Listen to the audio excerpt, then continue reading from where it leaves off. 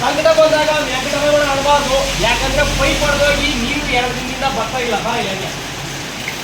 ನಾನು ಯಾವತ್ತು ಹೇಳ್ತೀನಿ, ಮಳೆ ನೀರನ್ನ ನಾವು ಯಾವತ್ತು ಜೋಪಾನ ಕಾಪಾಡಬೇಕಂದ್ಬಿಟ್ಟು.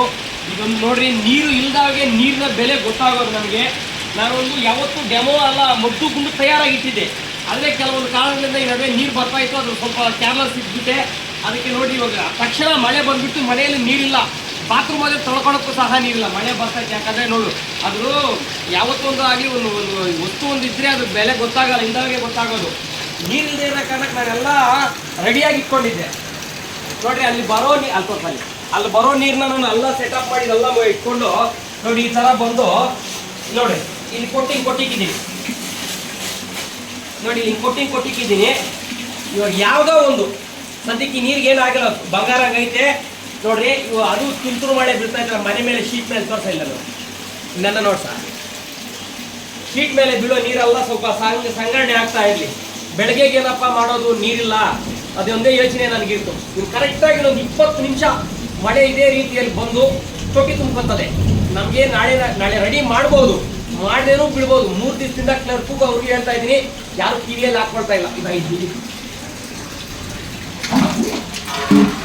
ನೋಡಿ, ಬಂಗಾರಂಗೈತೆ ನೀರು, ಯಾವುದೋ ಒಂದು ದಿವಸ ಕಾಲ ಹೋಗ್ತದೆ, ಆಮೇಲೆ ರೆಡಿ ಮಾಡ್ಕೊಳ್ಬೋದು ನಾವು.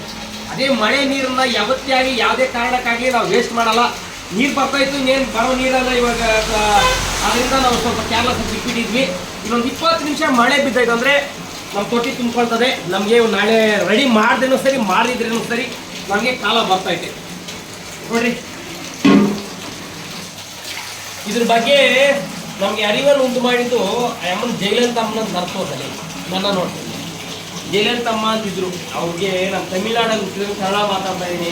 ಈ ಮಳೆ ನೀರನ್ನೆಲ್ಲ ಶೇಖರಣೆ ಮಾಡಿ ಅಂತ ಹೇಳಿದ್ದು. ನಾನು ಒಂದು 2-3 ವರ್ಷಕ್ಕೆ ಮೊದಲು ಒಂದು ವಿಡಿಯೋ ಸಹ ಹಾಕಿದ್ದೀನಿ. ನೋಡಿ ಏನಾಗೈತಿ ನೀರು, ಇದೇನಾಗಲ್ವಾ? ಇದೇ ಬಂಗಾರ, ನೀರಿಂದ ಇದೇ ಬಂಗಾರ. ಇವಾಗ ನೀರೆಲ್ಲ ಸ್ವಲ್ಪ ಮಳೆ ಸ್ವಲ್ಪ ಗಟ್ಟಿಗೆ ಬಂದದ, ತುಂಬ್ಕೊಂತದೆ. ನೀನೇನ ನಾಳೆ ಸ್ಕೂಲ್ಗೆ ಆಗಕ್ಕ ನಿನ್ಗೆ ಪ್ರೋ ಹೊಡ್ಬಿಡ್ತೀಯ, ಮನೆಯಾಗ ನಾವ್ದ ನೀರು ಇರ್ಬೇಕವಾಗ. ನೀನು ಸರಿನಾ ಇಟ್ಕೊಂಡಿರ್ಬೇಕು. ನೋಡು, ಯಾವತ್ತು ನೀರು ಬರ್ತದಂತ ಕೇರ್ಲೆಸ್ ಆಗಿ ಇರ್ಬಿಟ್ಟು ನೋಡಿ. ಇವಾಗ ಯಾವುದೋ ಆದ ಬದ್ದು ಇದನ್ನ ನೆನ್ಕೊಂಡು ಚಕ್ಕಂತ ಹಾಕ್ಬಿಟ್ರಿ ನಾವು. ಆಫ್ ಮಾಡು.